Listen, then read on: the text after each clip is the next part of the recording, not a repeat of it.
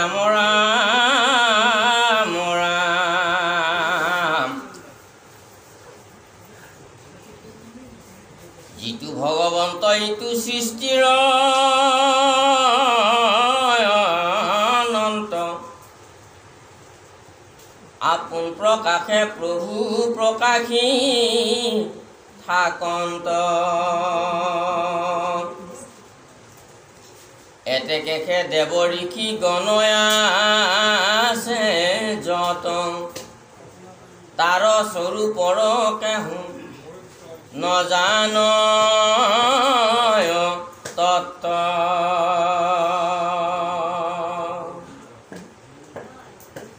তাসম্বাৰ পাছে জাত যতৰি খিচই, তাৰা কৈত জানিবাৰ সমৰ্থ হৈ। যেননতে নানাবিধ বেশক ধৰই, নানা কৰ্ম কৰি আৰু সভা কৰঞ্জয়। সেইমতে বিবিধ কৰি আৰু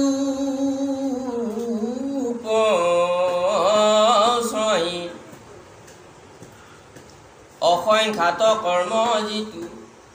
প্ৰভুয়ে আচৰই।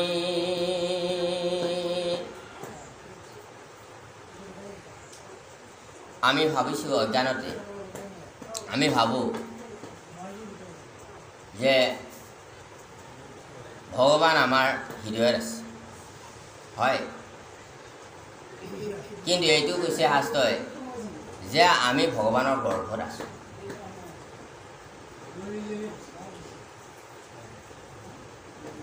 যশোদা সিদিনাখনলৈকে অজ্ঞানত থকাৰ কাৰণে তেওঁ ভাবিছিল মই গকুলত আছোঁ। আৰু যিদিনাখনে ভগৱন্তৰ মুখত সমস্ত বিশ্ব ব্ৰহ্মাণ্ড যেতিয়া দেখা পালে, আৰু তেওঁ নিজেও যেতিয়া তাতে আছে, নিজকো যেতিয়া দেখা পালে, তেতিয়া ভাবিলে কৃষ্ণ মোৰ তাত নাই, মইহে কৃষ্ণ তাত আছোঁ। আমি অজ্ঞানতে ভাবোঁ যে আমি আছোঁ, কিন্তু আমি কৃষ্ণৰ গৃহতহে আছোঁ।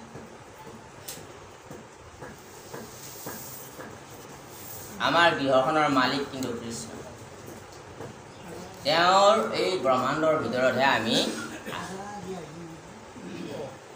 কিন্তু ইয়াতে আধ্যাত্মিক চেতনা নোহোৱাৰ কাৰণে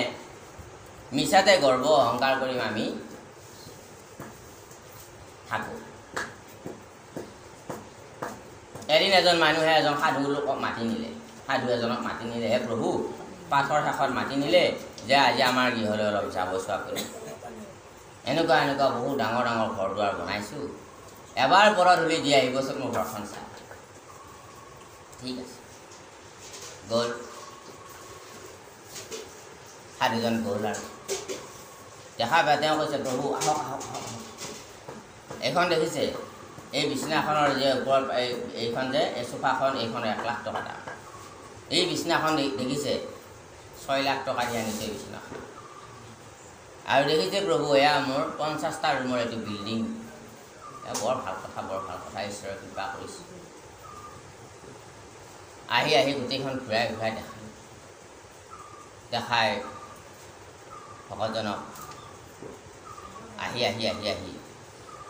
নাই এইবিলাক মই কৰিলোঁ, এইবিলাক মই কৰিলোঁ, ইমান ইমান ইমান মই কৰিলোঁ, এইখিনি টেলেণ্ট আছিলে মোৰ।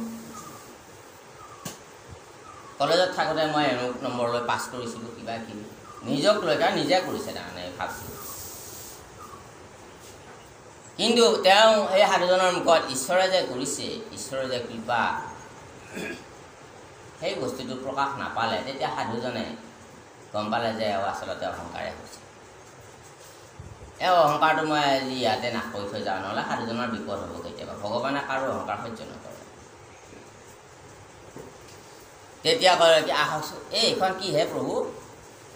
এই বেৰত যে মাৰি থোৱা আছে এইখন মেপ। অ' মেপ, অঁ ভাৰতবৰ্ষৰ মেপ বোলে, ভাৰতবৰ্ষৰ মেপ। ষ্টেটখন ক'ত পৰি আছে প্ৰভু, কোনখিনিত? বোলে সেইখন, এইখন পৰি চাওকচোন আপুনি। অঁ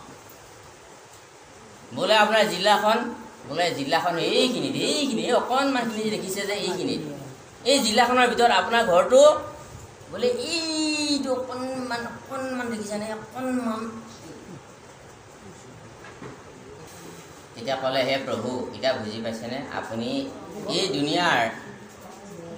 দুনিয়াৰ মেপত আপুনি ভাৰতবৰ্ষৰ মেপখনত ৰিউধে আছে আৰু দুনিয়াৰ মেপততো আপুনি বিচাৰোঁতে বিচাৰি নাপাব আপোনাৰ দুনিয়াৰ মেপত গতিকে তেতিয়া সাধুজনে বিদায় ল'ব ওলাল ইমান ধনী মানুহ সাধুজন গৈছে ভাগৱত পাঠ কৰি ঘূৰি ফুৰি থকা মানুহ হয় প্ৰভু ভাল লাগিলে কেতিয়াবা আকৌ লগ পাম আহিব নাই সম্ভাষণ নাই চাহ ভাত নিজৰ তেল পুৰি গাড়ী ভাড়া খৰচ কৰি গ'ল এটা অৰিহণাও নাই দিনটো ভগৱানক গোটেই ঘৰ দুৱাৰ দেখুৱাই অহংকাৰবিলাক তাৰমানে শ্বেয়াৰ কৰে গতিকে সেইবিলাক ভগৱন্তই বেয়া পায় তেনে সাধু ভগৱন্তৰ হৃদয়ত কেতিয়াও নলইছে ল'ব কিন্তু তেওঁৰ অহংকাৰ চূৰ্ণ কৰি জ্ঞানত আনিব লাগিলে তেখেতক ঠেকা দিব ধুমধাম উজুতি খুৱাই লৈ আহ এইবাৰ ঠেকা খাওঁতে বৰ কষ্ট তেখেতে সত্যভামাৰ নিচিনা প্ৰিয় পত্নী অৰ্জুনৰ নিচিনা প্ৰিয় ভক্ত আৰু সখী বলভদ্ৰৰ নিচিনা প্ৰিয় দদায়েক তেওঁলোকৰো অহংকাৰ চূৰ্ণ কৰিছে ভগৱানৰ অহংকাৰ থাকিলে ঈশ্বৰৰ পাবৰ কাৰণে আৰু আধ্যাত্মিক জ্ঞান লাভ ভগৱানৰ জ্ঞান বৈষ্ণৱী জ্ঞান লাভ কৰিবৰ কাৰণে বৈষ্ণৱী জ্ঞানটো নিৰ্মল জ্ঞান এই নিৰ্মল হৃদয় এখন প্ৰতিষ্ঠা কৰিবৰ কাৰণে মানুহৰ বৰ কষ্ট হৈ যায় কাৰণ অহংকাৰে লোহাৰ এখন বেৰ হৈছে য'ত নেকি নিৰ্মল সেই ঈশ্বৰৰ কথাবিলাক প্ৰৱেশ কৰিব নোৱাৰে বেৰত খুন্দা খায় সেইকাৰণে যেতিয়া মানুহ জ্ঞানী হয় বেছি তেতিয়া মানুহৰ এটা লক্ষণে দেখা দিয়ে যেনেকুৱাকৈ যেতিয়া গাছত ভৰপূৰ ফল লাগিব গাছডাল কি হ'ব তেতিয়া তলৰ ফালে পানীবিলাক নামি আহিব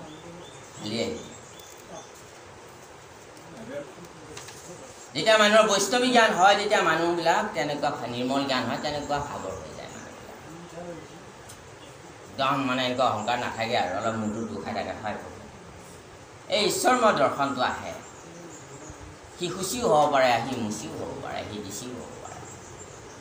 সাধুজনৰ মনত সেইবিলাক নাই কেইদিনৰ এইবিলাক নিজৰ দেহাটোৱে নিজৰ শৰীৰটোৱে শেষত নিজৰ সংগ নিদিয়ে দুদিন সাধুটোৱে সেইকাৰণে সাধুজনে সদায় শাশ্বত বস্তুক লক্ষ্য কৰে আৰু সেইমতে ব্যৱহাৰ কৰে আৰু অবৈষ্ণৱসকলে কেৱল কি কৰে বস্তুবাদী চিন্তা আৰু বস্তুবাদী ধাৰণাত মানুহক কেৱল স্কেল লৈ ব্যৱহাৰ কৰে সাধুৰেটো নাই সেইকাৰণে আমাৰ গুৰুজনাৰ ধৰ্মত বৈষ্ণৱ ধৰ্মত কিংবা ভাগৱত ধৰ্মত এই ভেদাভেদ নাই ইয়াত কোনো উচ্চ নিচ নাই কুকুৰৰ শৃগালৰ ঘৰৰ ভৰুৱাত মাৰা জানিয়া সবাকো বলি কৰিবাৰ প্ৰণাম সবাৰে হৃদিতে আছো মই হৰি সবাকো মানিবা তুমি বিষ্ণু বুদ্ধি কৰি এই বৈষ্ণৱজনক বিশেষত মনুষ্যগণত মতনৰে সৰ্বদাই বিষ্ণু বুদ্ধি মুখমান্য কৰে বিশেষভাৱে বাকীবিলাকত নোৱাৰিলেও মনুষ্যসকলকতো অন্ততঃ ঈশ্বৰ বুলি গণ্য কৰিব লাগে কিন্তু এটা কথা এতিয়া অৰ্জুনে প্ৰশ্ন কৰিছিল ইয়াত প্ৰশ্নটো মই আপোনালোকক ঘৰুৱাভাৱে কৈছোঁ যদি আপোনাৰ মাটিৰ ভেটিটো নিব আহে আকৌ কোনোবাই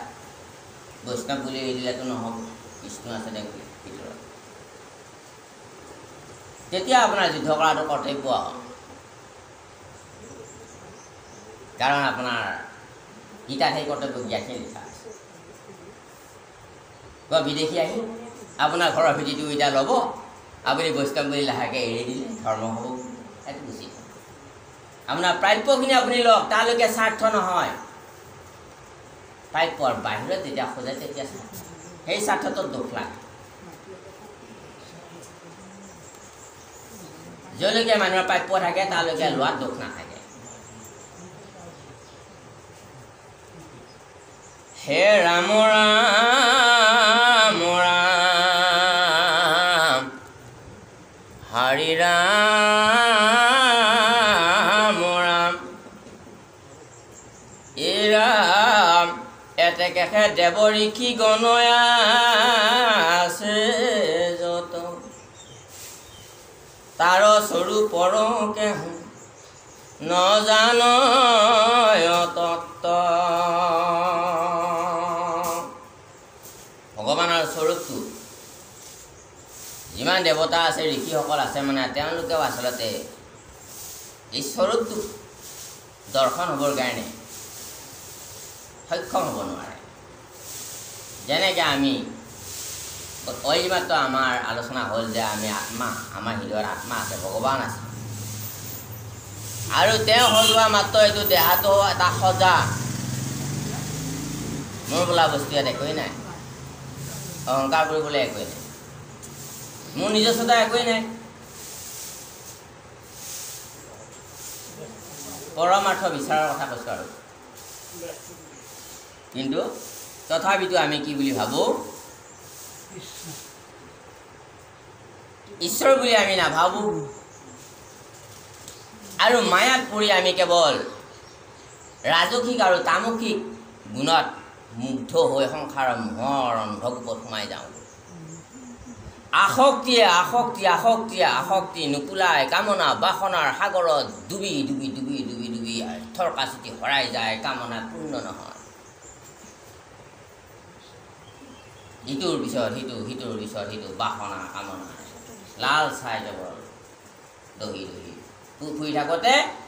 সময়টো গুচি গ'ল বেলি গ'ল গধূলি হ'ল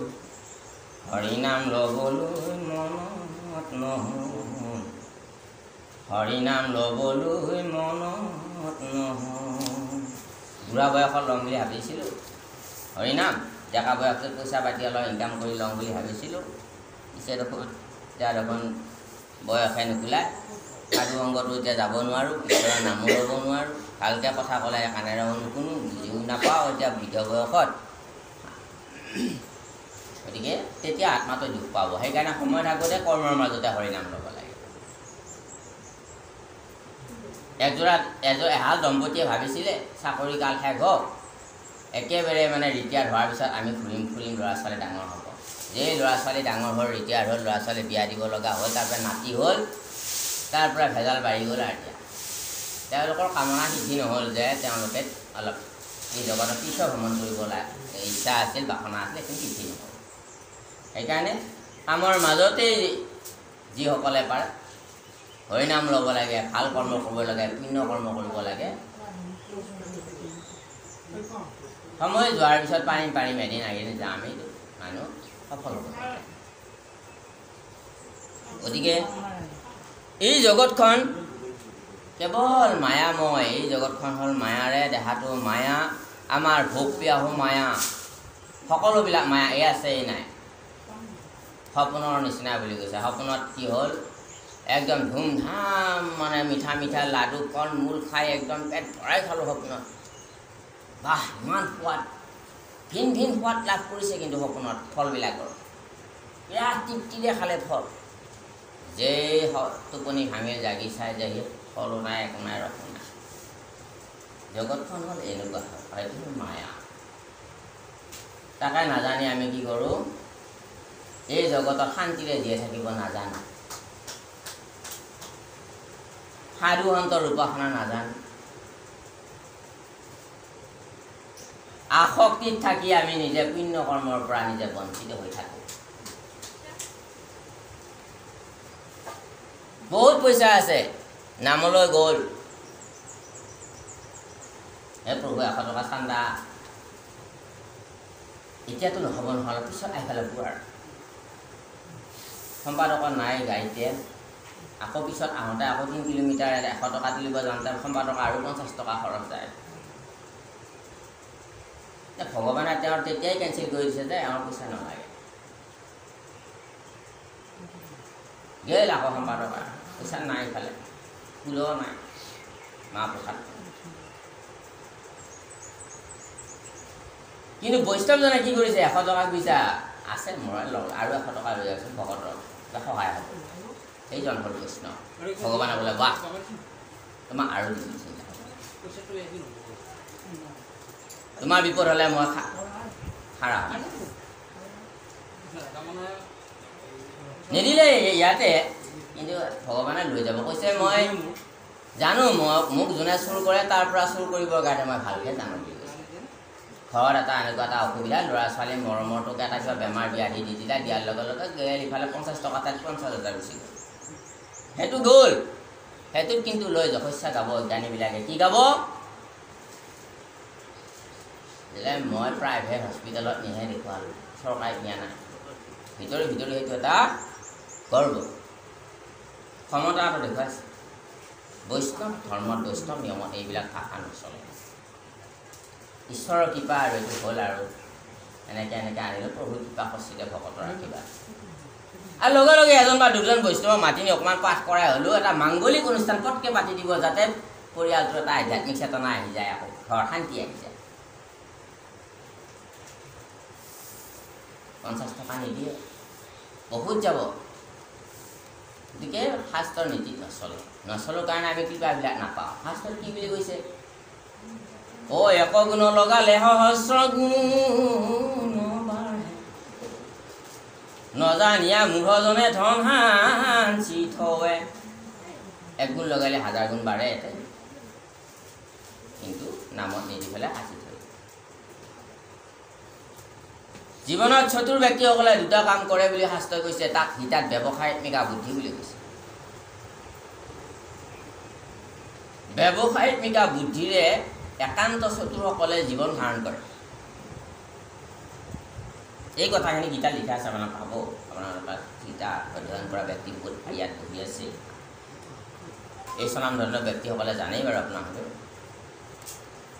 চতুৰ ব্যক্তিসকলে কৰিব পাৰে এইটো কাম কেনেকৈ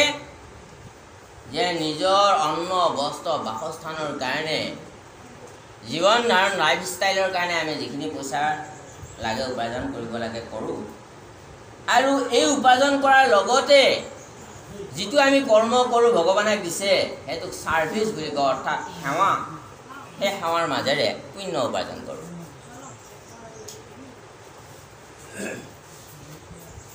এজন ৰোগীয়াক এটা সহায় কৰিলে দৰমহাটো চৰকাৰে দিছে সেইটো এটা উপকাৰ হ'ল এজন কৰ্মস্থলীত আপুনি এজন নিসহায় মানুহ দেখিছে আপুনি কিবা এটা সহায় কৰিব পাৰে তাক সহায় এটা কৰি দিয়ক পুণ্য কৰ্ম এটা হ'ল কোনোবা পীড়িতজনক এটা সহায় কৰি দিয়ক কিমান আশীৰ্বাদ দিব পুণ্য এটা জমা হৈ থাকে বেংকত 4 কোটি জমা কৰি থৈ দিলে যাব পৰা 4 কোটিয়ে আপোনাক শ্মশানলৈ নিনিয়ে পৰিয়ালে ভগাই মেলি আনন্দত ভোগ কৰিব কোনোবাই কৰিব পৰা জীৱ আহি হয় কথাই সম্বন্ধত লাগি আছোঁ মামা খুৰা ভাই কিন্তু যাবৰ পৰত এতিয়া সেই ধনটো থাকিল বেংকত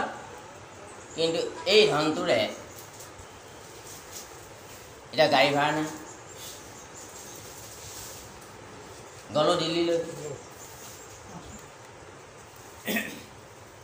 দিল্লী লাডু দেখা পাই পেলাই ইটো লাডু খাওঁতে সিটো লাডু খাওঁতে সিটো লাডু খাওঁতে এইটো বস্তু কিনোতে সিটো বস্তু কিনোতে বহুত ভাল পালোঁ কম দামতে বহুত ভাল বস্তু দেখা পাই কিনোতে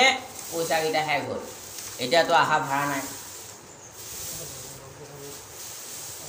এনেকুৱা এটা দুৰৱস্থাত পৰিল ATMৰ ব্যৱহাৰ নাই এনেকুৱা দুৰৱস্থাত পৰিল ঘৰৰ পৰা পইচা পঠাই দিব পৰা কোনো এটা সুবিধা নাই এই মানুহজনৰ অৱস্থাটো কি হ'ব তাতেতো কোনো চিন নাপায় তেওঁ ক'তবা অসুৰে পায় ক'তবা ৰাক্ষসে পায় ক'তবা কিহে পায়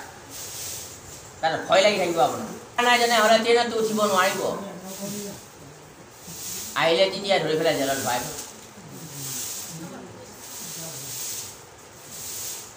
সেই মানুহজনৰ যিটো অৱস্থা হ'ব এই পুণ্য নোহোৱা মানুহবিলাকৰ যাবৰ বেলা সেই অৱস্থাটো হৈ যায়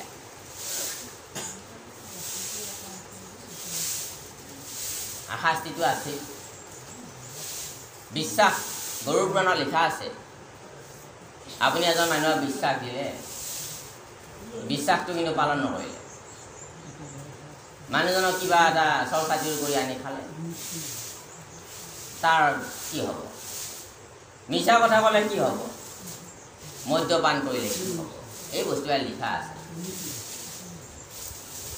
এনেকুৱা শাস্তি লিখা আছে যিবিলাক শাস্তিৰ কথা শুনিলে আমাৰ প্ৰাণ ভয়ত কম্পমান হৈ যায় তপত বালিৰ মাজেদি ভৰি দিব নোৱাৰা ছাল ছিগি যায় এনেকুৱা বালিৰ মাজেৰে আপোনাক মাহ দিন ধৰি লৈ যায় থাকিব বিৰামহীনভাৱে লৈ যায় থাকিব জিৰাণী নাই আপোনাক সেই যেতিয়া নেকি জন্মনগৰ পাওঁ হ'ব তাতে এটা সূৰ্যই আমাৰ ইমান ৰ'দ দিওঁতে আজি অলপমান টেম্পাৰেচাৰটো বেছিকৈ বঢ়াই দিওঁতে মানুহৰ কিমান অসুবিধা 12টা সূৰ্য একেলগে ৰ'দ দিয়ে দিব তাত জন্মনগৰত আৰু আপুনি যি যি পাপ কৰিছে তাৰ মতে আপোনাৰ শাস্তি হ'ব আৰু সেইমতে জন্ম হ'ব যেনে আপুনি বিশ্বাসঘাতক কৰিছে দিম বুলি আপুনি কথা দি নিদিলে আপোনাক তেতিয়া তাতে নি বৈতৰণী নদীত পাৰ হ'ব দিব আৰু বৈতৰণী নদীত পাৰ হ'ব যাওঁতে আপোনাৰ তাতে যিপা লিখা আছে গৰুৰ পুৰাণত শুনিলে ভয় লাগে এনেকুৱা হিংস্ৰ জন্তু কিছুমান জীৱ কিছুমান তাতে আছে আৰু আমাৰ ব্ৰহ্মপুত্ৰ 6টামান হ'ব বহল পাৰ হ'ব লাগিলে কৃমিবিলাক আছে সাপৰ নিচিনা কিছুমান জীৱ আছে কিছুমান কাউৰী আছে সেই পাপীবিলাকক সেই নদীটো পাৰ হ'বই লাগিব ধৰি বান্ধি কোবাই কোবাই লৈ যাব আপোনাৰ বিৰামহীনভাৱে ইমান দিন নিফালে নদীটো পাৰ কৰাব দিব আপোনাৰ নদী দেখাবলৈ ভয় লাগি যাব আৰু আপোনাৰ কি কৰিব লগে লগে নামাৰ লগে লগে আপোনাৰ সৰুৰ পৰা মাংস কাটি লৈ যাব কামুৰি লৈ যাব বিভিন্ন জীৱ কৃমিবিলাকে আহিব লাগে আপোনাৰ শৰীৰটো খুটি খাব ধৰিব ভয়তে জীৱ আৰ্তনাদৰ হা মা পিতা বুলি আটা পাৰি চিঞৰি তাতে ৰক্ষা নাই কিন্তু সহায় কৰিব পৰা নাই ফোন নাযায় কৰিব পৰা সহায়ৰ হাত কৰিব পৰা নাই তাৰ পৰা নি সেইখন কিবা পাৰ হোৱাৰ পিছত আপোনাৰ 2 কল্পমান আপোনাক বেলেগ জীৱ জন্তু জন্ম দিব বিশ্বাসহীন জনা কৰে বিশ্বাসঘাতক জনা কৰে তাৰ পিছত তাক 2 কল্পৰ পিছত মনুষ্য জন্ম দিব আৰু হে মনুষ্য জন্ম দিব কেনেকুৱা হয় মুখ যেনে কিছুমান মানুহৰ যে ভাষা নাই কথা ক'ব নোৱাৰে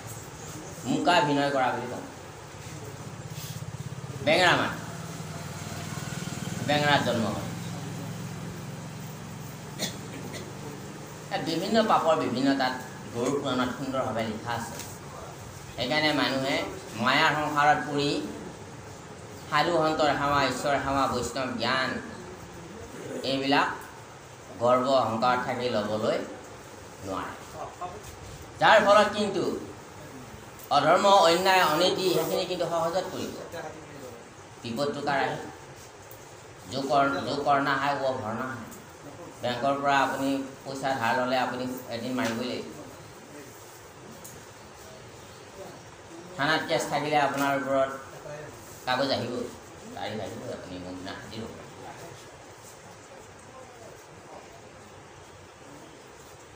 চকুৱে ফল দেখিলে চকুৱেতো ফল দেখিলে ভৰি গ'ল ভৰিয়াটো ছিঙিব নোৱাৰে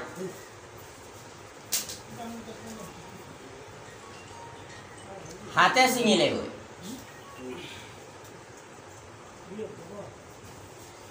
যিয়ে দেখিছে সি যোৱা নাই যি গৈছে সি ছিঙা নাই যিয়ে ছিঙিছে সি খোৱা নাই এটা সময়ত খালে মুখে এনেতে মালি আহি 2 ডাণ্ডা মাৰি দিলে পিঠি নমতাকে ফল কিয় খাবি মই চকুৰ পানী ওলাই গ'ল পিঠিয়ে ভাবিলে মইনো কি দুখ কৰিলোঁ লগে লগে চকুৰে ওলাল পানী দেখাটো চকুৰে পাইছে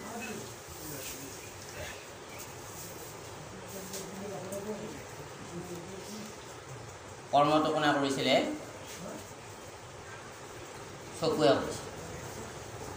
ফলটো কোনে ভুগিলে শেষত চকুৱে ভুগিলে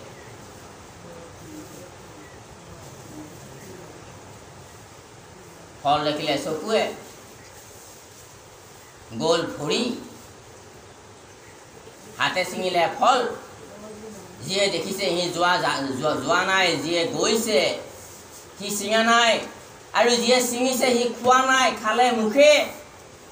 দাণ্ডা পৰিল পিঠিটো কোনো দুখ নাছিল চকুৰ পানী ওলাই গ'ল পিঠিত দাণ্ডা পৰি চকুৱে বোলে দেখাটো চকুৱে পাইছে যোগ কৰ্ণা খাব কৰ্ণা সেইকাৰণে সচেতন যিসকল ব্যক্তি তেওঁলোকে সদায় ধৰ্মৰ মাৰ্গত চলে তেওঁলোকৰ লাভ আছে ইহলোকতো সন্মান আছে মান আছে মৰ্যাদা আছে মৰম আছে গুৰুৰ কৃপা আছে ঈশ্বৰৰ কৃপা আছে ভকতৰ স্নেহ আছে ভকতৰ মৰম আছে সমাজৰ মৰম আছে আৰু পৰলোকত তেওঁ ঈশ্বৰৰ কৃপাৰ পৰা সেনেকৈ চলিলে গুৰুৰ শক্তিবিলাক সেই শিষ্যৰ গালৈকে আহি থাকে মাধৱদেৱ গুৰুজন সিদিনাখনৰ নাম আছিল মাধৱ কিন্তু মহাপুৰুষ শংকৰদেৱক গুৰুজনক এতিয়া লগ পাই শৰণ ল'লে গুৰুৰ আশ্ৰয় ল'লে আচৰণ কৰিলে ধৰ্ম তেতিয়া মাধৱ গুচি শ্ৰী শ্ৰী মহাপুৰুষ শ্ৰী শ্ৰী মাধৱদেৱ শেষত অভেদ ঈশ্বৰ হৈ গ'ল দুজন অভেদ হৈ গ'ল গতিকে ঈশ্বৰৰ এই কথাবিলাক পালন কৰোঁতে আমাৰ অলপ কঠিন লাগে কাৰণ মায়াই বাধা দিয়ে মায়াই ভাবে ইয়াক ডুবাওঁ ইয়াতে মায়া বজাৰত ইয়াক চেল কৰোঁ বিক্ৰী কৰোঁ মায়া বজাৰতে লুকা ভাকু খেলি থাকক বেচা কিনা হৈ থাকক জনম মৰণ ভুগি থাকক মায়াই সোনকালে জীৱক ওলাব নিদিয়ে গতিকে ভক্তি মায়ে জীৱবিলাকক মুক্তি দি আছে মায়া মাতৃয়ে জীৱবিলাকক ধাম ধুম বান্ধি আছে মেৰাই আপুনি ভগৱান কৃষ্ণ যশোদাই বান্ধিছে মেৰাই মেৰাই বান্ধে বান্ধিতে দুই আঙুলে নাতে মায়ে হেৰ আনিলা ব্ৰজৰ যত জৰি এইটো এটা আধ্যাত্মিক তত্ত্ব কথা যে যশোদাই কৃষ্ণক বান্ধিছে কিন্তু দুই আঙুলে নাতে আকৌ যোৰা দিয়া আনি দুই আঙুলে নাতে আকৌ যোৰা দিয়া আনি দুই আঙুলে নাতে ঘৰত জুৰিহে গৈ গ'ল এবাৰ গাঁৱত বিচাৰিছে গাঁৱত বিচাৰি ইঘৰৰ পৰা জৰি আনি যোৰা দিয়ে কিন্তু দুই আঙুলে নাতে যশোদাই ভাবিলে ঘটনাটো কি দুই আঙুলহে নাতে আকৌ এটা যিমান দীঘল জৰি যোৰা দিওঁ আকৌ দুই আঙুল নাটা হৈছে এতিয়া আপুনি এই কথাটো অৰ্থ হ'ল এইটো আপুনি সংসাৰত যিমানেই আপুনি গোটাব ঐশ্বৰ্য ধন বিদ্যা বুদ্ধি জ্ঞান শক্তি আপোনাৰ পৰিপূৰ্ণ মনটো নহ'ব মনটোৰ কামনা থাকি যায় পাৱাৰ লাভ লালচা থাকি যায় যিটো বস্তু পূৰা কৰিব নোৱাৰি তাক পূৰা কৰিব কিয় ইমান দৌৰি ফুৰি থাকোঁ দৌৰোঁ ঈশ্বৰৰ এই ভক্তিৰ মাধ্যমেৰে বৈষ্ণৱ জ্ঞানৰ মাধ্যমেৰে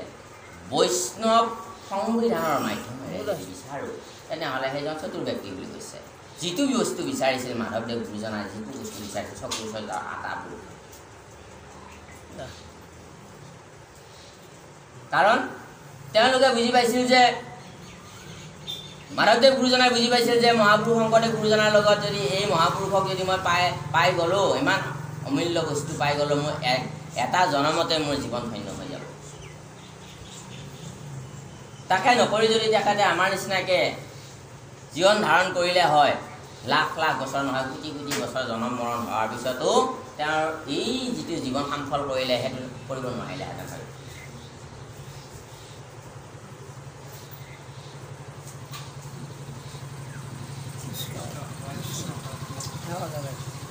এ ৰাম ৰাম ৰাম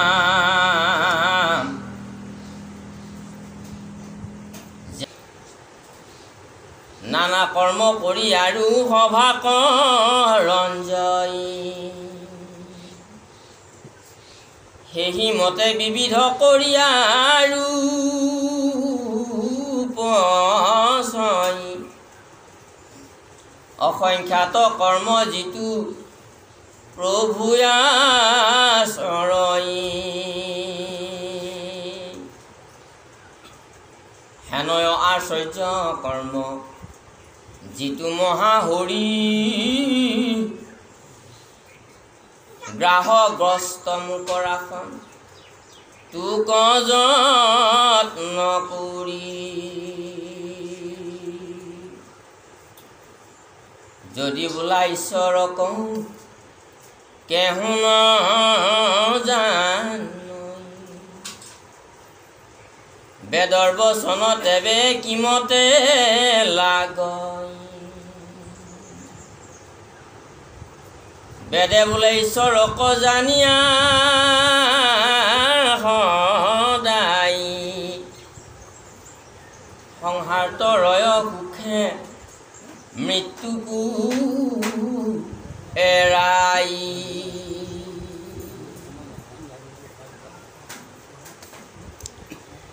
আমি আচলতে যিসকলে নেকি প্ৰহ্লাদে এটা কথা কৈছিলে নৃসিংহ ভক্ত প্ৰহ্লাদে এটা কথা কৈছিলে সেই কথাটো কিন্তু আমাৰ ভক্তিৰ একদম বিৰাট ডাঙৰ দৰ্শন আমি কিয় ভক্তি কৰিব লাগে প্ৰহ্লাদে স্তুতিত এই কথাটো প্ৰকাশ কৰিছে যে তোমাৰো এইটো ভয়ংকৰ ৰূপ দেখি প্ৰভু মোৰ ভয় নাই সংসাৰৰ যত নিকাৰ দেখি সদায় হাতি ওলায় যেতিয়ালৈকে জীৱই সংসাৰৰ নিকাৰটো দেখা নাপাব যেতিয়ালৈকে জীৱই সংসাৰ দুখৰ কথা অনুভৱ কৰিব নোৱাৰিব তেতিয়ালৈকে ভক্তি ৰাজ্যত আগুৱাব নোৱাৰে ভোগবাদী চিন্তাত থাকিব তেতিয়ালৈকে ভোগ এনেকুৱা এটা বস্তু যিটো পূৰণ কৰিব নোৱাৰে ৰাতিপুৱা আমি কিবা এমুঠি খাই আহিছিলোঁ দুপৰীয়া আকৌ ভোক লাগিলে আতুৰ হৈ যাম খোৱাটোকে আকৌ খাব মন যাব তাৰমানে অকণমান সময়হে তাৰমানে খোৱাৰ এই ক্ষুধাটো নিবাৰণ হ'ল সেই সময়খিনি হজম হোৱাৰ পিছতে আকৌ লগা হ'ল আমিতো সৰুৰে পৰা মাটিৰ কোলাত থকাৰে পৰা বহুত খাদ্য খালোঁ এই পেটটোত আমি বহুত খাদ্য দিলোঁ গাখীৰ মৌ ঘি অন্ন ব্যঞ্জন কল ফল মূল বহুত ঠিক কিন্তু তৃষ্ণা কোনোবা দিনা শেষ হৈছে জানো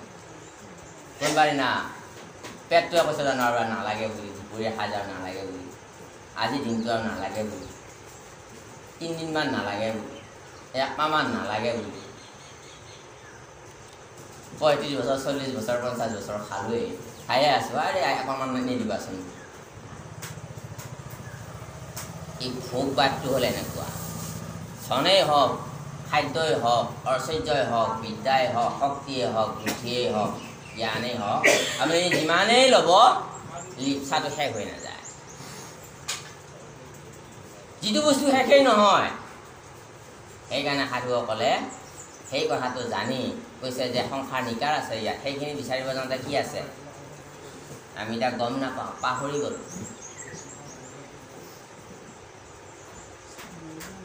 ল'ৰা এটাই ছোৱালী এটাই চাকৰি পালে এখন ঘৰত 2টা ল'ৰা ছোৱালী এজন বন্ধুৱে মোক অনুভৱ এটা ক'লে দেউতাকে ঠেলা চলাই চলাই চলাই চলাই চলাই চলাই 2টাকে পঢ়ালে খুব কষ্ট কৰি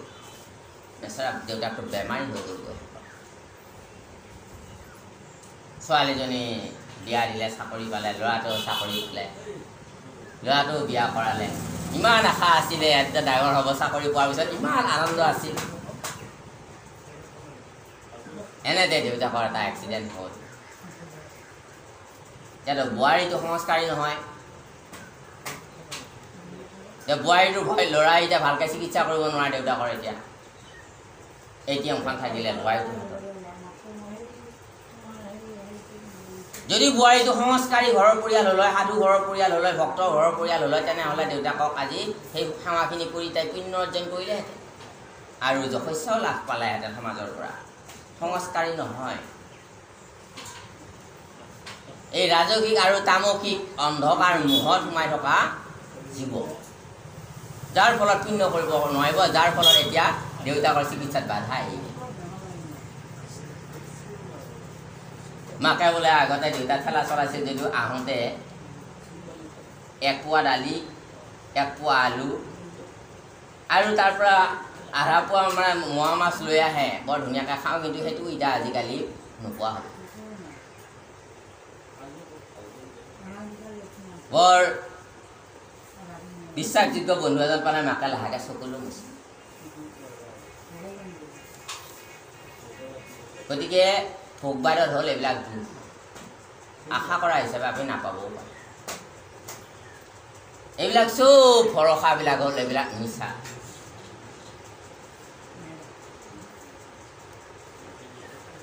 আৰু সঁচা হ'ব কিন্তু আপুনি হ'ব লাগিলে আপুনি যদি আশা পূৰ্ণ কৰিব লাগে আচলতে তেনেহ'লে ভাগৱতৰ মাজেদি আপুনি জীৱন আৰম্ভ কৰিব লাগিব সন্তান জন্ম দিব লাগিব তেতিয়া পাব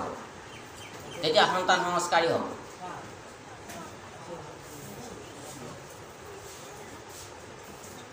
আমাৰ এতিয়া ইয়াত নৱপ্ৰজন্ম নাই সেইকাৰণে ঘৰত মাক দেউতাকে ল'ৰা ছোৱালীক সংস্কাৰ যদি নিদিয়ে তেতিয়া দেউতাক মাকে সন্তানৰ পৰা বিচৰা যিখিনি সুবিধা সেইখিনি বঞ্চিত হৈ যাব চিন্তাই নাই কাৰণ ভোগবাদী হৈ যাব সিহঁতে আপোনাক নাচাব সিহঁতৰ পাপ পুণ্যৰ জ্ঞান পৰিপক্ক নহয় জানে পাপ এইটো পুণ্য আছে জানে কিন্তু এইটোৰ যি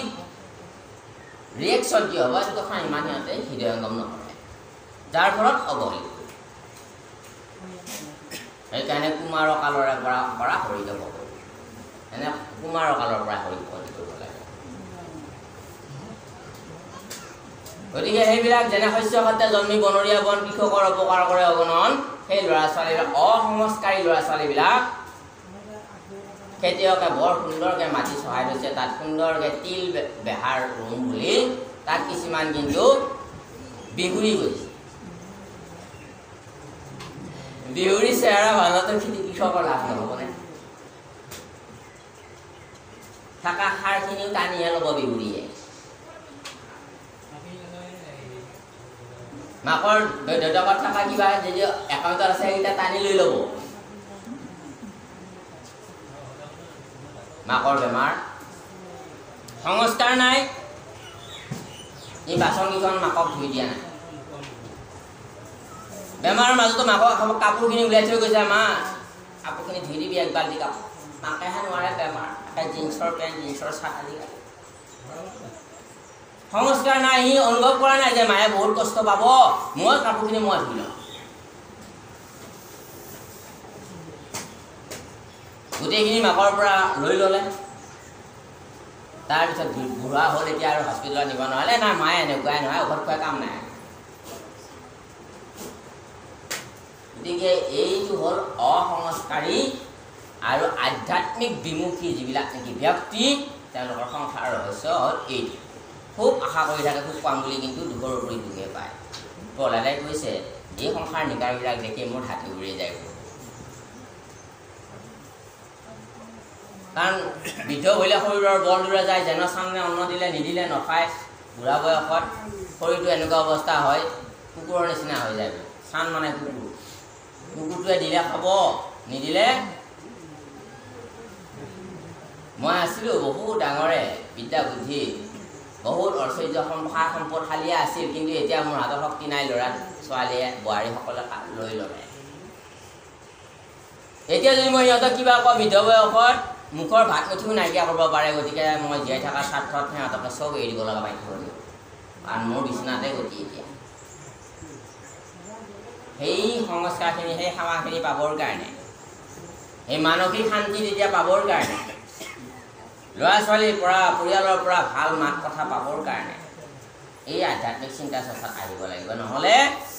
কেৱল ভোগবাদী আৰু কেৱল পইচাবাদী চিন্তাত যদি ল'ৰা ছোৱালী শিক্ষিত কৰি ডাঙৰ মানুহৰ পৰা চিন্তাত থকা যায় তেতিয়াহ'লে সেইটো দুখটো খণ্ডিত কৰিব নোৱাৰিব, অনুভৱ কৰিব নোৱাৰিব, অনুভৱ কৰিব নোৱাৰিব পাপ পুণ্য, অনুভৱ কৰিব নোৱাৰিব নিজৰ কৰ্তব্য, অনুভৱ কৰিব নোৱাৰিব নিজৰ কি কৰ্মফলত কি আমি পাম। তাৰ পৰা থাকিলে আপোনাৰ জন্মৰ দুখ, মাতৃ গৰ্ভৰ সেই দৰমা দৰদিন যি গৰমত থাকিব লাগে তাত সেই জালখনৰ ভিতৰত কোটি কোটি জন্ম আমি লৈ আহিছোঁ, কোটি কোটি বা সেই গৰ্ভত আমি বাস কৰিছোঁ। কেতিয়াবা আমাৰ মনুষ্যৰ মাতৃৰ গৰ্ভত হৈছোঁ, কেতিয়াবা হয়তো সৰ্পৰ মাতৃৰ গৰ্ভতো হৈছোঁ, কেতিয়াবা বাঘৰ মাতৃৰ গৰ্ভতো হৈছোঁ, কেতিয়াবা গৰুৰ মাতৃৰ গৰ্ভতো হৈছোঁ, কেতিয়াবা গছৰ মাতৃৰ গৰ্ভতো হৈছোঁ, কেতিয়াবা মৎস্যৰ মাতৃৰ গৰ্ভতো হৈছোঁ, কেতিয়াবা কেৰেলুৱা পোক পতংগ আদি সৰীসৃপ আদি পানীৰ গৰ্ভত হৈছোঁ। শাস্ত্ৰে সিদ্ধান্ত দিছে, বিজ্ঞানেও এই কথাটো কৈছে যে মানুহৰ উপৰি পুৰুষ বান্দৰ। চাৰ্লছ ডাৰউইনে, ভূতত্ত্ববিদ চাৰ্লছ ডাৰউইনেও এই কথাটো লিখি থৈ দিছে। কেম্ব্ৰিজ বিশ্ববিদ্যালয়ৰ এজন খুব মেধাৱী ছাত্ৰ আছিল, তেওঁ ৰিচাৰ্চ কৰিছিল উত্তৰ আমেৰিকাত। তেওঁ কৈছিলে যে মানুহৰ উপৰি জন্ম বান্দৰ, বান্দৰৰ পিছত মানুহ হয়। তাৰমানে আমাৰ শাস্ত্ৰই এইটো কথা কৈছে, 30 লক্ষ পশুনাম পশু হ'ব লাগে। গতিকে 20 লক্ষ উদ্ভিদম 20 লক্ষ আমি উদ্ভিদ হৈ থাকিব লাগে, 10 লক্ষ আমি মাছ হৈ থাকিব লাগে। তেনেকৈ উত্তৰ হৈ মানুহৰ আগত 4 লাখ বছৰ বান্দৰ হৈ থকাৰ পিছত মানুহৰ স্থান। সেইকাৰণে হৰি ভজনা নকৰি যদি পুণ্য অৰ্জন নকৰে, তেন্তে গুৰুজনাই কৈছে যে মানুহজনক আকৌ পুনৰ পাম বুলি আশা নকৰিব। সেইকাৰণে মানুহক পুণ্য কৰ্ম কৰিব লাগে। ভোগবাদী হ'লে চতুৰ ব্যক্তি, জ্ঞানী ব্যক্তি কেৱল ভোগবাদীৰ লক্ষ্য নহয়। চতুৰ ব্যক্তিয়ে দুটা কাম কৰে, এটা ইহজন্ম চলিবৰ কাৰণে ধন টকা পইচা বিদ্যা বুদ্ধি গোটাই, আৰু 2 নম্বৰ পৰলোকত যাবৰ কাৰণে পুণ্য কৰ্ম জমা কৰি থৈ দিয়ে। পুণ্য তেতিয়া ATM টিপিলে পইচা ওলাই যাব, আপোনাৰ গাড়ী ভাড়া চিন্তা নাই। নহ'লে গাড়ী ভাড়া নোহোৱা বিদেশত যাই পেলাই গাড়ী ভাড়া হেৰুৱা, গাড়ী ভাড়া নোহোৱা মানুহৰ অৱস্থাটো হ'ব গ'লা। কোনে ক'ত ৰৈ যায়, কোনে ক'ত কি অৱস্থা কৰে, ৰাতি ট্ৰেইনত ষ্টেচনত পৰি থাকোঁতে কি আধালেনি হয় ঠিক নহয়। জন্মৰ শাস্তিবিলাক আৰ্মি আগতে কেনেকৈ মানুহবিলাক শাস্তি দিছিলে ধৰিলে এটা সময়ত। মোৰ বন্ধু এজনে অনুভৱ এটা কৈছে, তেওঁলোকৰ আৰ্মি কেম্প এটাৰ ওচৰতে ঘৰ, চিঞৰ আটা ৰাতিটো মানুহৰ শাস্তি দিয়ালে। তাতে আপুনি এটা শব্দও ক'ব নোৱাৰে, ক'লে আৰু বিপদ আছে আপোনাৰ শাস্তি। ঠিক যমন নগৰ তেনেকুৱা, আপুনি যিমান শাস্তি দিব আপুনি একো ক'ব নোৱাৰিব, ক'লে আৰু শাস্তি হ'ব। সেইকাৰণে প্ৰহ্লাদে কৈছে, প্ৰভু জনমৰ তাপ, আকৌ এই পৃথিৱীত আহি যৌৱন অৱস্থাৰ এসোপা তাপ টেনশ্যন, তাৰপিছত আকৌ মৃত্যুৰ তাপ থাকিলে। গতিকে এই বাৰে বাৰে এসোপা তাপ কিমান ল'ম আৰু। গতিকে মই ইয়াৰ পৰা উদ্ধাৰ হ'ব প্ৰভু। মই এইকাৰণেই ভকতি কৰিছোঁ যে মই এই জনম মৰণ তাপৰ পৰা, জনম মৰণ আয়াজাত তাপৰ পৰা মই নিজক মুক্তি কৰিব বিচাৰোঁ। সেইকাৰণে নিৰ্মল ভকতি কৰিব লাগে। মল থকা ভকতিত বহুত জনম মৰণ আঁচুকি থাকিব লাগিব। অকপত ভকতি কৰিব লাগে। অকপতে যিটো জনে শুনে শুনে একমনে শুনিও কতাৰ মহাফল, হৰয় অচকুষ্টি ৰোগ মিলে আঁকি যত ভোগ, মনোৰথ পুৰয় অকপল। ঈশ্বৰৰ নাম ল'লে আপুনি জীৱন ধাৰণ কৰোঁতে পাৰিলে আপুনি কপটৰ ঢাকনখন খুলি অকপটভাৱে জীৱন ধাৰণ কৰক। অকপটভাৱে ভকত সেৱা কৰক, অকপটভাৱে ভকতক দিয়ক, অকপটভাৱে ঈশ্বৰৰ নাম লওক। অকপতে যিটো জনে শুনে ভনে একমনে যদি ঈশ্বৰৰ নাম অকপতে শুনে, অকপতে গায়, আৰু ঈশ্বৰে দিয়া এই বিধান অকপতে পালন কৰে, পালন কৰিব লাগিব।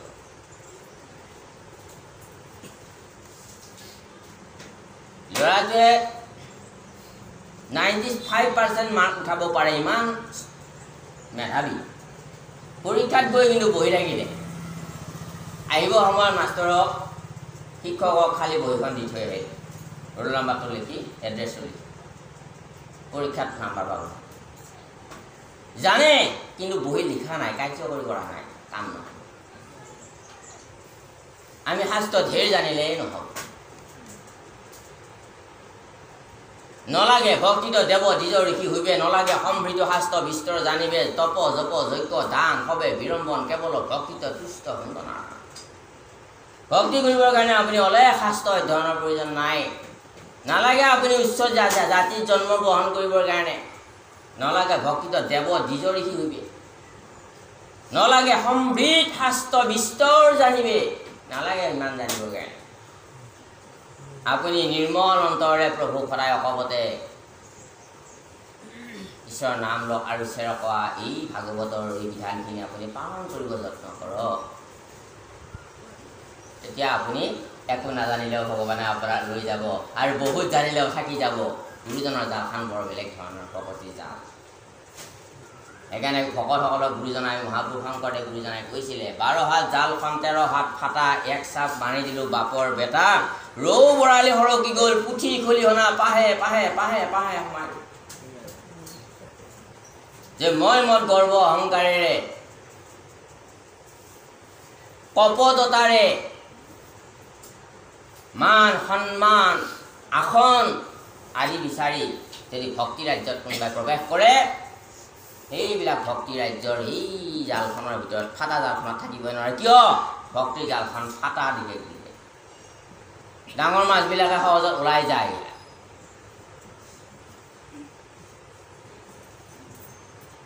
এই পুঠি খলিহনা যে সেইকেইটা লাহে লাহে পাহা পাহা সোমাই ৰ'ল, সেইকেইটা বগু থৈ গুচি যাব।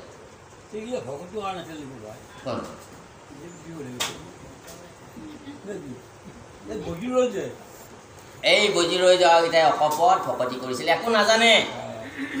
তুমি ভাতকেইটা ৰান্ধিবা, আজি মহাপ্ৰসাদখিনি হ'ব। আৰু ভকতে কৈছে যে শৰাইখন কৰিবা, প্ৰভুক আজি দায়িত্ব দিলোঁ, আৰু ৰাইজে দায়িত্ব দিলে, ভকতে দায়িত্ব দিলে হ'ব। আৰু প্ৰভু পুমাহ মোক প্ৰভুৱে এইটো আদেশ কৰিছে বুলি ভাবি সেই কৰ্মটো কৰি অকপতে কৰিব লাগে। যদি মনত থাকি গ'ল এই ভাৱটো, আৰু কাম নাপালে আৰু বেলেগক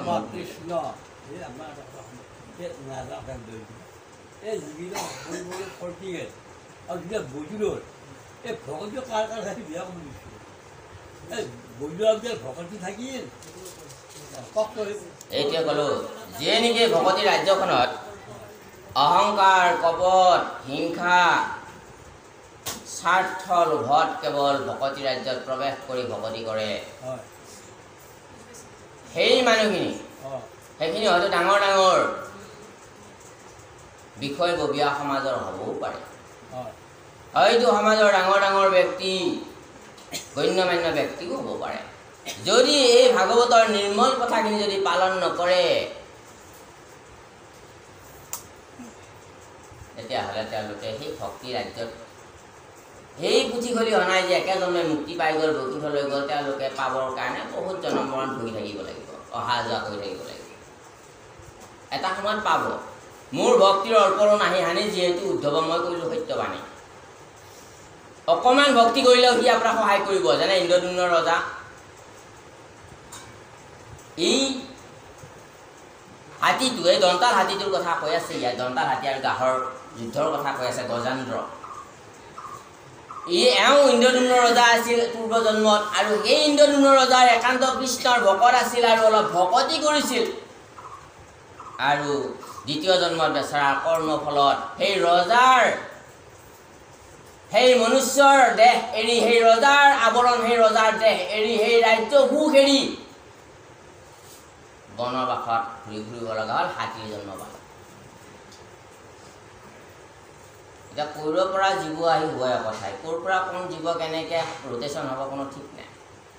সেইকাৰণে জ্ঞানী লোকৰ কাৰণে অহংকাৰ কৰিবলগীয়া ইয়াত একো নাই। অজ্ঞানী লোকৰ কাৰণে ধেৰ আছে। অহংকাৰ থাকোঁতেও সাক্ষাতে কৃষ্ণক পাবে, শ্ৰৱণ কীৰ্তন ধৰ্ম যাৰ।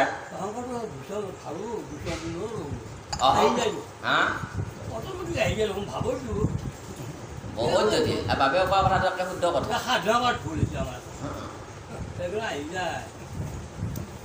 অৱশ্যে 26টা তত্ত্বৰে শৰীৰটো গঠিত, 24 তত্ত্বৰে গঠিত, আৰু 2টা তত্ত্বৰ লগত লগাই দিছে। সেই দুটা হ'ল এটা অভিমান আৰু এটা অহংকাৰ এইটো ঈশ্বৰৰ সৃষ্টিৰ লগতে দিয়া গতিকে সেইকাৰণে গুৰুজনাই লিখিছে অহংকাৰ থাকোঁতেও সাক্ষাতে কৃষ্ণক পাবে শ্ৰৱণ কীৰ্তন ধৰ্ম যাৰ এইটো আমাৰ সকলোৰে গাঁৱে গাঁৱে অহংকাৰ আছে এই যে দাসী এজন দাসী বুলি আমি বান্ধি বুলি কওঁ আগৰ মানুহবিলাকে দাসী বান্ধি বা লগোৱা তেওঁৰ ঘৰত সা সম্পত্তি বুলি একোৱেই নাই ৰাতিপুৱাই ঝাৰুডাল লৈ যায় বৰ বৰ লোকৰ ঘৰত ঝাৰু মাৰি আহে 10 টকা দিয়ে তাকে জীৱন ধাৰণ কৰে এদিন বৰ লোকৰ মানুহে ঘৰৰ ঝাৰুডাল নাইকিয়া হ'ল কোনোবাই লৈ গ'ল এতিয়া আহি লেতেৰা অলপ আছে আলহী আহিব ক'ত যাব ঝাৰু খুজিব ইঘৰ তাত গ'লে বেয়াও লাগে তেওঁ আহি আমাৰ তাত ঝাৰু মাৰে তেওঁ তাৰপৰা ঝাৰুডাল খুজি লৈ আহকচোন বুলি পেলাই মালিকক পঠাই দিলে বড়ো বাবু আহিম তেওঁ ক'লে বাইদেউ ঝাৰুডাল দিয়কচোন আনিবা সেই ঝাৰুডাল দিব খোজাত এনেকুৱা গপ দেখুৱাইছে যে ঝাৰুডাল যেন এটা মহা সম্পত্তিয়ে এইটো হ'ল গৰ্ব এই বস্তুটো তাৰমানে এই তেওঁৰ অন্য একো নাই সম্পত্তি এই ঝাৰুডাল আছে তাক লৈয়ে দেখুৱাইছে গপটো গতিকে অহংকাৰটো আমাৰ তাত থাকিবই কিন্তু অহংকাৰটো কেতিয়া নাইকিয়া হ'ব অকল আপুনি আজি মই পাছত বহি আছোঁ মোৰ অহংকাৰ নাই নেকি মোৰো অহংকাৰ আছে যেতিয়া সংসাৰৰ ঘৰত বিষয় বাসনাত পৰি যাম নিজকে যেতিয়া নেকি পৰীক্ষা কৰি থাকিম তেতিয়া এই আহিল ফেইল এনেকৈ নিজকে পৰীক্ষা কৰি থাকিলে আমি গম পাওঁ কিন্তু গুৰুজনাই ইয়াত উপায় এটা দিছে অহংকাৰ থাকিলেও আপুনি ঈশ্বৰক পাব যদিহে শ্ৰৱণ কীৰ্তন ধৰ্ম যাৰ শ্ৰৱণ কীৰ্তন কৰি থাকিব শ্ৰৱণ কীৰ্তন কৰি শ্ৰৱণ কীৰ্তনতো আপুনি অহংকাৰ কৰিব শ্ৰৱণ কীৰ্তনতো অহংকাৰ কৰিব নোৱাৰিব কেনেকৈ শ্ৰৱণ কীৰ্তন এইটো অহংকাৰত পৰি এজন শুনক কৈছে ৰামানন্দ সাগৰে এদিন মানুহ এটা প্ৰশ্ন কৰাত তেওঁ কৈছিলে এই যে মহাভাৰত ওলাইছে যে মহাভাৰত যে টিভিত চিৰিয়েল কৰিছে ৰামানন্দ সাগৰ তেওঁ এজন মানুহে প্ৰশ্ন কৰিছিলে এতিয়া তেওঁ কৈছিলে যে নাই প্ৰভু মই একো নাজানো নহয় জানো বোলাটো অহংকাৰ তেওঁ কৈছে নাই প্ৰভু মই নাজানো নহয় নাজানো বোলাটো অহংকাৰ কৈছে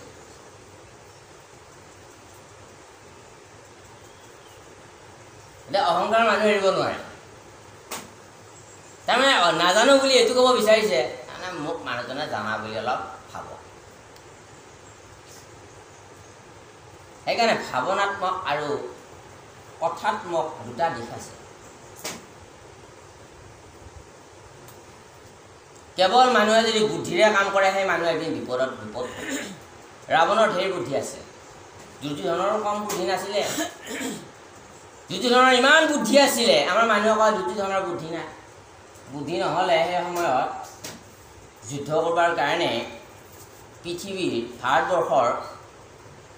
অধিক ৰজাক একগোট কৰিছিল তাকো ভোজ খাবৰ কাৰণে নহয় যুদ্ধ কৰিবৰ কাৰণে মৰিবও পাৰে তথাপিতো মৃত্যুকো ত্যাগ কৰি মৃত্যুকো বলিদান দি ভাৰতবৰ্ষৰ বহুত ৰজাই দুৰ্যোধনৰ সংগ দিছিল নে নাই বাৰু তেতিয়াহ'লে তেওঁ কম বুদ্ধিয়ক আছিলে মানুহক যুদ্ধ কৰিবৰ কাৰণে মৰিবৰ কাৰণে প্ৰস্তুত কৰিবৰ কাৰণে একগোট কৰিব পাৰে পৃথিৱীৰ আধা ৰজাক লক্ষ লক্ষ প্ৰজাক যুদ্ধক একগোট কৰিব পৰা কম বুদ্ধিয়ক নেকি ভোজ খোৱা মাতিলে অহাটো বেলেগ কথা কিন্তু মৰিবৰ কাৰণেতো নাহে হয়নে কিন্তু তেওঁৰ ভাৱনা নাছিল বুদ্ধিৰ লগত ভাৱনা নাছিল কি ভাৱনা যে ভাৱনাৰ যিটো নেকি আমাৰ থটনেছ যে এইটো কৰিলে কি হ'ব পাৰে ইয়াৰ অন্তিম পৰ্যায় কি হ'ব ইয়াৰ উত্তৰ কি হ'ব ইয়াৰ ডিচিশ্যন কি হ'ব সেই ভাৱনাটো এই বুদ্ধিটোত সংযোগ হোৱা যাৰ ফলত কেৱল বুদ্ধিৰেই কাম কৰিছিল কাৰণে ঘাতক হৈ গ'ল নিজে মৰি সেইকাৰণে আপোনাৰ বুদ্ধি বহুত থাকিব পাৰে অকল বুদ্ধিৰ সহায়ত কাম কৰিলে আপোনাৰ বুদ্ধি আপোনাৰ ঘাতক হৈ যাব পাৰে আপোনাৰ লগতে আপোনাৰ পৰিয়ালৰ বিনাশ হ'ব পাৰে আপোনাৰ বংশও বিনাশ হৈ যাব পাৰে পাণ্ডৱ কৌৰৱৰ গোটেই শেষে কৰি দিছে দুৰ্যোধনে এটা দুৰ্যোধনৰ ওপৰত বুদ্ধি অকল নিজৰ পৰিয়াল বংশহে শেষ হৈ ৰোৱা নাই পৃথিৱীৰ যিমান ৰজা গৈছিল যিমান হানানি গৈছিল সেই ৰজাসকলৰ লগত সকলো নাৰী বিধৱা হৈ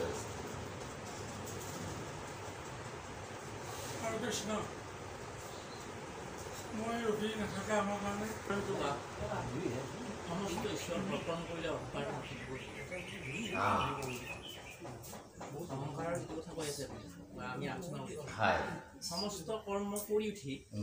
এই মই নকৰি প্ৰভু তোমাক চৰণ পেটাব এইটোৱে বস্তুটো সেইকাৰণে ভকতে যি কৰ্ম কৰে অহংকাৰ নাথাকিব নাথাকে এইটো অহংকাৰটো লাহে লাহে কমি যাব অহংকাৰ যিটো নাথাকে এই সেইটো যিটো কথা ক'লে যে আমি আমাৰ আহিয়ে যায় যে আমি যিটো কৰোঁ কাম কৰি উঠি কামটো কৰি উঠিবলৈ নাই অৰ্পণটো তেওঁ চকু হয় আৰু আমি অৰ্পণ কৰোঁ এতিয়া আমাৰ কৰি উঠি ক'ব নালাগে যে মই কৰিলোঁ সেই বস্তুটো কৰা নহয় একেবাৰে ভাৱনাত থাকিবই নালাগে যেতিয়া ভাৱনাত থাকিব তাতে অহংকাৰ কোনো এটা ঠাই ভাৱনাটো তাত থাকিব লাগে ভাৱনাত এইটো এটা উদাহৰণ যে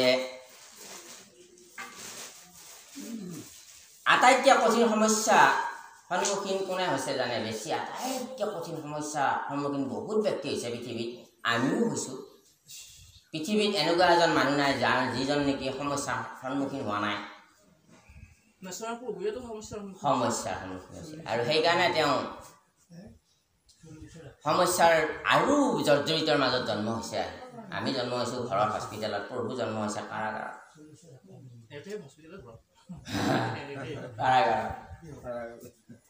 আমাৰ মা দেউতা খোলা আছে প্ৰভুৰ মাক দেউতাকক নিহলি লগাই বান্ধা আছিলে কৰ্ণ কৈছিলে প্ৰভু মই জগতত আহি কি পালোঁ আপুনি ইটাহে মোক পৰিচয় দিছে যে মই পঞ্চপাণ্ডৱ ভাই বুলি মৰে বুলি ক'লে আপুনি আগৰ পৰা কিয় কোৱা নাছিলে মোক কুন্তি মোৰ আই বুলি ইটা পৰিচয় দিছে এতিয়া কালি যুদ্ধ আজি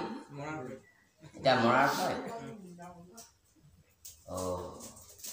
এতিয়া কৃষ্ণ বহুত বুজালে এতিয়া বুজাই বুজাই শেষত ক'লে প্ৰভু মোক আপুনি এটা প্ৰশ্নৰ উত্তৰ দিয়কচোন কোৱা বোলে মোৰ গোটেই জীৱনটোৱে ইমান অপমানত মোৰ গুচি গ'ল যে মোক সকলোৱে পুষ্পুত্ৰ বুলি কয় মোৰ পিতৃ মাতৃ কোনো চিন নাই এইটো এটা ডাঙৰ সমাজৰ অপমান য'তে গ'লেও মই যি কাৰ্যত গ'লেও মোক সভাত অপমান কৰে মানুহবিলাকে আৰু মই যেতিয়া শিক্ষা ল'ব গ'লোঁ যেতিয়া নেকি মই ধনুবিদ্যা শিকিছিলোঁ তেতিয়াও গুৰুৱে মই ফাঁকি দি মিছা কথা কৈ মই অস্ত্ৰবিদ্যা শিকিব লগা হৈছিল যাৰ কাৰণে মই অভিভক্ত হৈ আছোঁ আৰু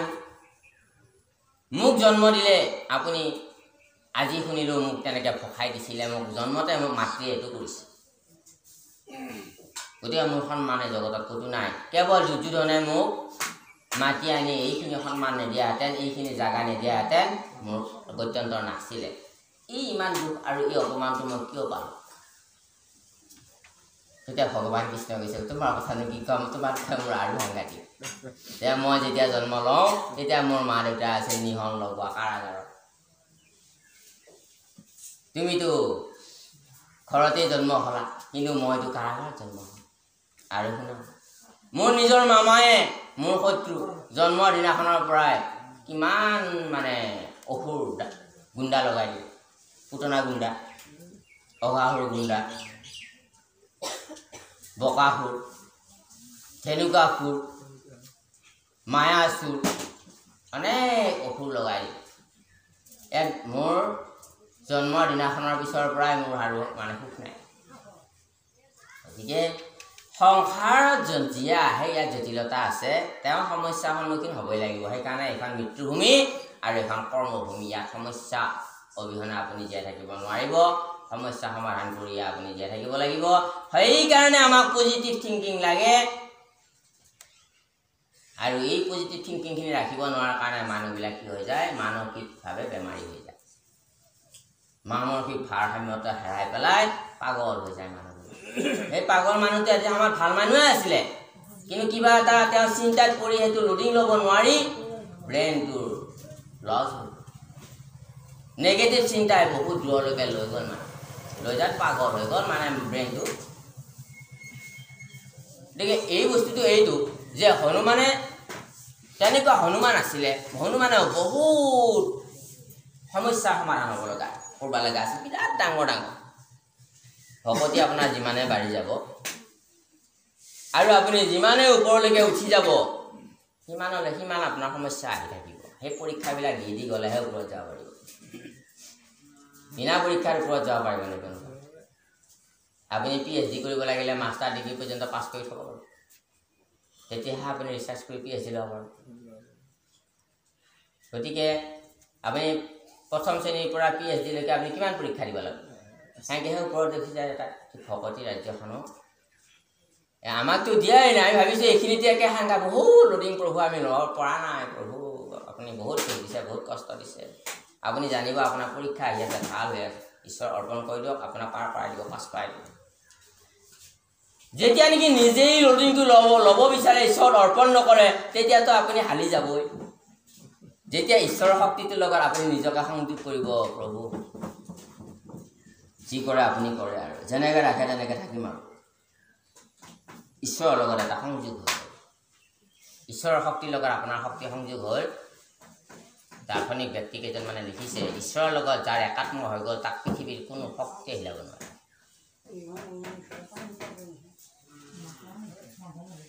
কিন্তু সেই হিচাপে আপুনি সেই একাত্ম ভাৱেৰে সেই একাত্ম চিন্তাৰে সেই একাত্মতা ভগৱানৰ প্ৰিয় হৈ থাকিব লাগিব ভগৱানৰ প্ৰিয় কৰ্মবিলাক কৰিব ভগৱানৰ প্ৰিয় কৰ্ম কি জগতৰ জীৱৰ কল্যাণৰ কাৰণে কাম কৰাই ভগৱানৰ প্ৰিয় কৰ্ম প্ৰসাদ মুঠি দিলোঁ কাৰ কাৰণে ঈশ্বৰৰ কাৰণে খালে কোনে খালোঁ আমি